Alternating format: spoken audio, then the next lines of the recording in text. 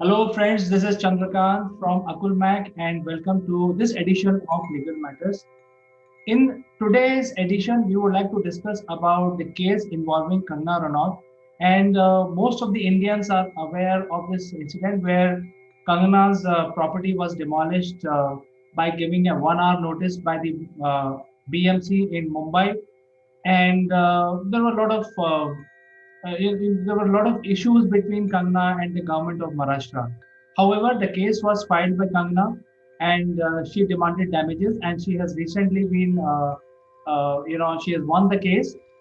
To discuss about this, let me invite my friend from Ahmedabad, very eminent lawyer in Ahmedabad High Court, Mr. Jeet Bhatt. Thank you, Chandrakant, for introducing me and using such kind words. Yes, I'm looking forward for this discussion. We'll be discussing on this Kangana Ranaut's judgment delivered by the Bombay High Court. So, Jeet, actually, what happens is, as a individual, we know that when the government deals with you, there is a provision of notices, and then if you don't turn up after three notices, then there is a provision of a harsher action. But even though in those cases, when it is involving house of somebody, the harsher measures are not taken usually. But in this case, a notice was issued at 9 a.m. and the demolition started at 10 a.m. And when the owner of the property is far away from her house or from her office, and the entire nation saw that she is boarding a flight to come to Mumbai and explain her situation. But in the meantime, before she landed at the Mumbai airport, her house was demolished. However, I think this has been taken up by the court, and they have awarded that this is a not a great action by the BMC of Mumbai City. So now you can tell us from the legal standpoint what really happened, because the case eventually went to High Court, and then you can then decode this case. Right, absolutely, Chandrakant. You are absolutely right. In fact, a famous jurist in England had in 16th or 17th century held and laid down that rain can enter, storm can enter, wind can enter, but king and his man cannot enter anyone's house without justification of law. And this has been the age-old prophecy which has continued and has been also accepted by our High Court and Supreme Court. It's a fundamental uh, right to privacy now with the nine judge bench decision last year, and therefore right to residence and right to not to be disturbed, right to be let alone, absolutely is a fundamental right. And the manner in which the residential house of any person, any individual, if it is demolished in a manner which is not known to law, that action is absolutely unjustified. It is a colorable exercise of powers, and and therefore it has to be dealt upon extremely seriously. And that is what the Bombay High Court has done in this matter, which we are going to discuss. Uh, as you must be aware that every power that is vested in a public body or authority has to be used honestly, bona fidely, and reasonably. And all these requirements of law and the power which are vested were thrown out of the window, and the action smacked of malafide. And therefore, the Bombay High Court held that this action on the part of the Bombay Municipal Corporation was a colorable exercise. It quashed the notices issued, and I will be speaking on what had happened, how it transpired, and why the Bombay High Court accepted the stand of the actress Kangna that this was done under a malified propaganda by the authority, and therefore it has quashed. So what had happened? I'll just briefly deal with the facts. On 9th of September 2020, Kangna Ranaut had to immediately move the Bombay High Court at 11:30 a.m. because at 10 o'clock in the morning, the order of demolition was issued and was pasted on her residence. But at the time of pasting of that order of demolition of her residential house, the entire machinery for demolition was ready and they were there. So therefore, it was predetermined. The order of demolition was going to be passed, The order was passed, pasted, and immediately demolition drive carried out. And before she could lock the doors of the court, 40% of her house was already demolished. At 11:30 a.m. in the morning, the lawyers mentioned before the Bombay High Court saying there is extreme urgency in this matter, and the Bombay High Court permits the circulation and fixes the matter for hearing at 12:30 p.m. in the afternoon. Wherein in 12:30 the proceedings initiate, the matter is taken up. The lawyers from Bombay Corporation are not available. They are not there before the court, and the court asks the lawyer who is regularly representing corporation to appear, and they say that we don't have any papers. But this was not acceptable and believable because the Bombay Municipal Corporation had already filed a caveat a day before.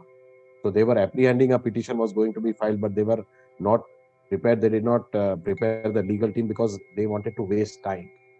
So that till the court could hear and decide the matter, they wanted to demolish. And this has been accepted. These arguments have been accepted. But before this demolition happened, what transpired, I would like to point out, is that Kangana Ranaut had purchased this residential premises in the year 2017 in Pali Hill in Bombay. And in 2019, she wanted to fully renovate the bungalow and do the interiors again. And therefore, she carried out the entire renovation process and engaged some entities. And they completed the work in January 2020. So the entire renovation work was completed on 14th January.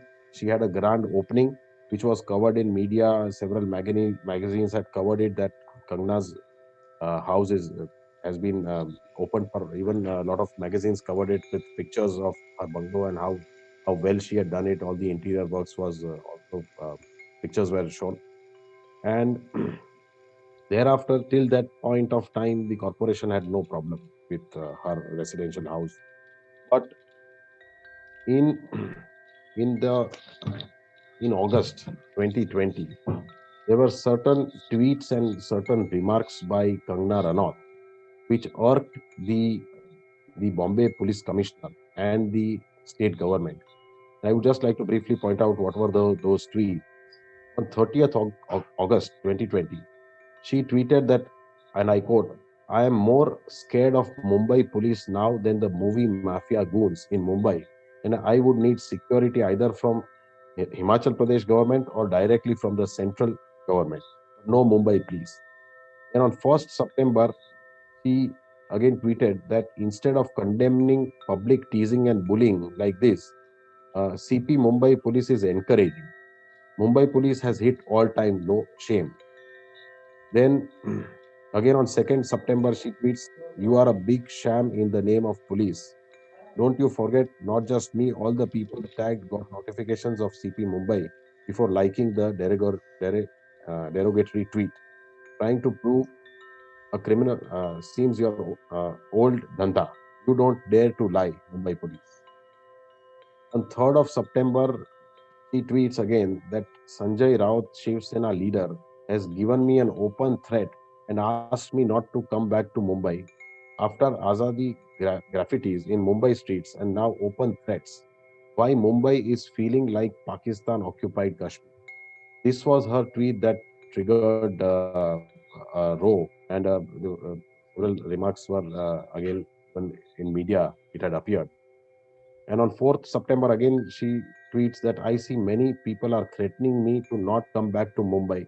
So now I have decided to travel to Mumbai this coming week on 9th September. I will post the time when I land at Mumbai airport. किसी के बाप में हिम्मत है तो रोक ले. Now, in pursuance to this tweet, she was being threatened by Shiv Sena and other activists, and also there were threat by Sanjay Rao. And therefore, she was provided a Y plus security. And she was to come to Mumbai on 9th of September. But in between, what transpired is that the Samna, which is the Marathi daily newspaper, on 5th of September, whose executive editor is Sanjay Rao, stated that joining issues with Mumbai will prove costly. Mumbai shi panga padega mehenga. These were the slogans which were being published in this Samna editorial. Then Shiv Sainik's also gave stern warning to Kangna to the effect that if she steps into Mumbai, their ladies will beat her with chappals and shoes. And also, what Sanjay Raut had written is that Mumbai belongs only to forefathers of Marathi people. Those who do not agree with this, they should show who are their fathers. It is a promise that Shiv Sena will perform Shrad of such enemies of Maharashtra. The health department should handle mental cases of such persons also who talk any nonsense about Mumbai. These were the ongoing tweets against Kangna and Kangna against Sanjay Raut and the Mumbai police.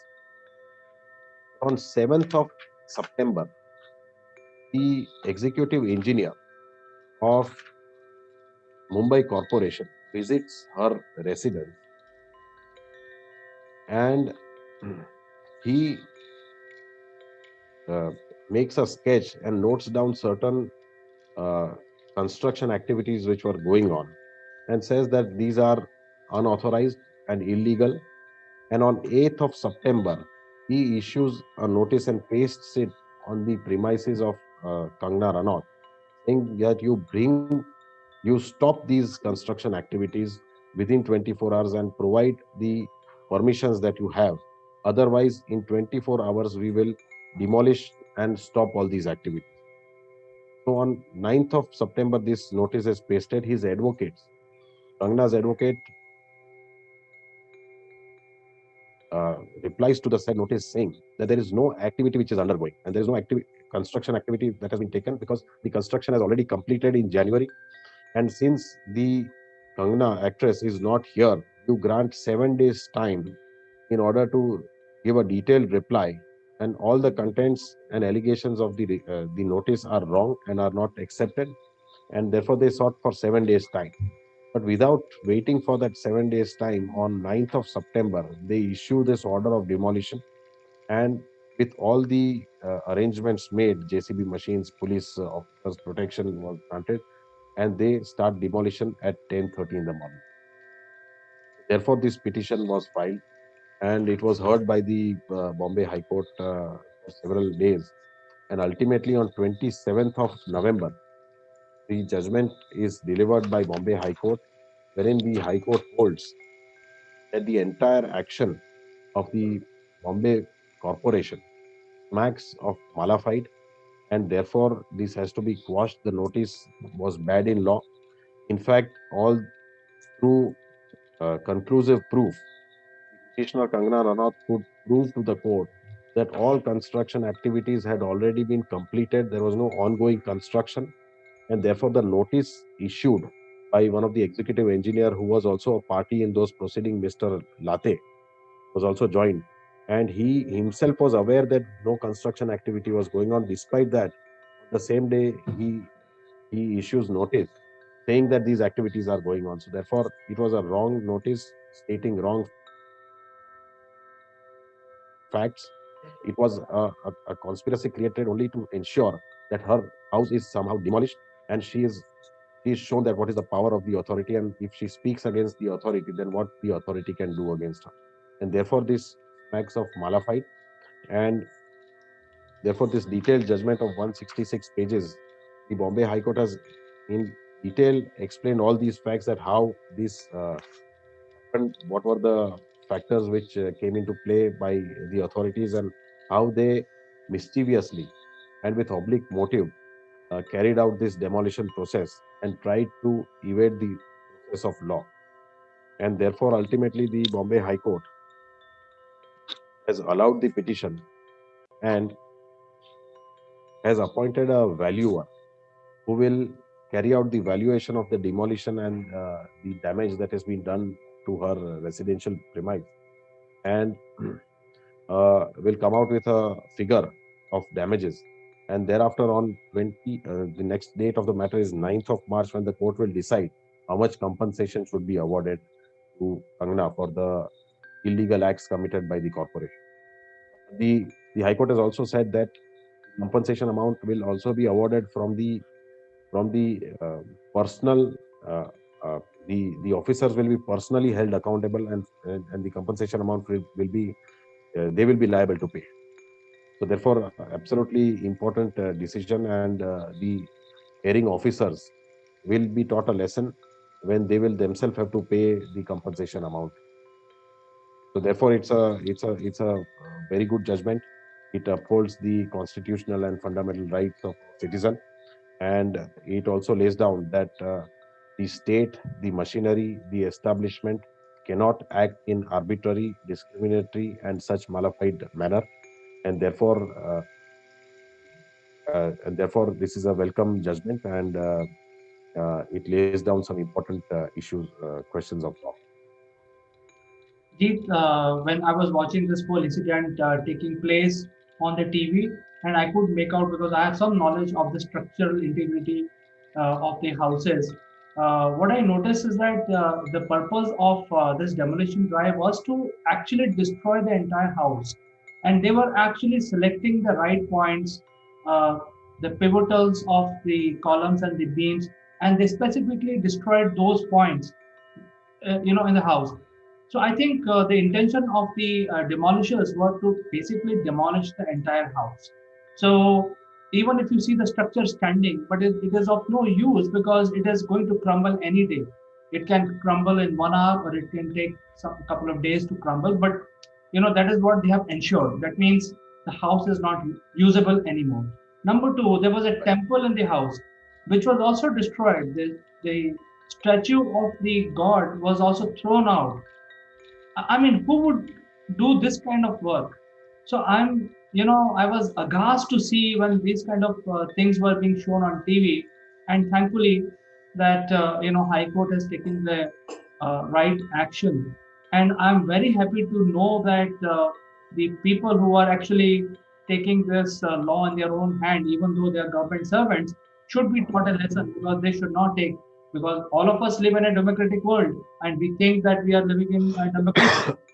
It does not mean that the state can create an anarchy, and whoever that person is, if you're not able to handle the comments, then it shows immaturity, and thus you should not be allowed any creation of anarchy. You have any last word to talk about this judgment? Yes, so exactly that is what the Bombay High Court also observed, that though the statements found to be little irresponsible, and asked the actress to exercise some restraint while airing her opinions, but it also said at the same time that it does not mean, or it does not give the state or its machinery any right to act in such a manner, because how much ever irresponsible the statements, or how much ever distasteful or wrong they may be, the best way to deal with them is to ignore them. The state cannot say that you are issuing such distasteful and irresponsible statements, so we will do this to you.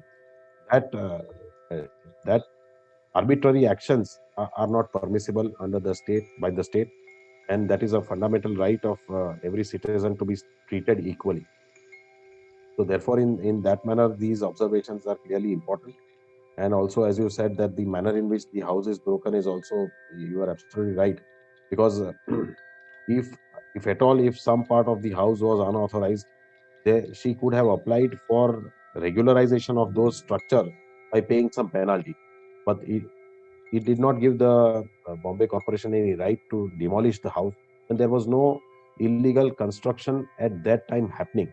But they showed in such a manner that illegal construction or unauthorized construction was going on. Therefore, the notice which was issued to her said that you stop this construction or we will demolish. But she said that there is nothing that is going on. The construction is complete. That so therefore this was absolutely misapplication of law, non-application of mind, and only to ensure that the house is. So I think because of this judgment, the Kangana has been given her dues, and I'm sure in the due course of time she would be given the right amount of compensation. Although the compensation can be only quantified by the surveyor, but when you construct a house, you put your soul into it. Those kind of compensation, I don't think anybody can calculate. But I'm sure she would have exerted a lot of her imagination and creativity in building a beautiful office come residence. But I don't think we can do much about it. But we will definitely cover if any new development happens in this case. In the end, I would like to say that there is a freedom of speech to all citizens in India, and that is why, even though Kagna was giving her tweets, but that is all given in the Constitution by the Constitution of India to all citizens. So thank you very much, Jeet, for finding time and coming on our show and talking about this very, very important case, which has been watched by almost 1.3 billion people across India. Thank you very much, Chandrakant, for having me and letting me talk on this important judgment. And we will catch up with you, Jeet, once again next Thursday on Legal Matters. Sure. Thank you.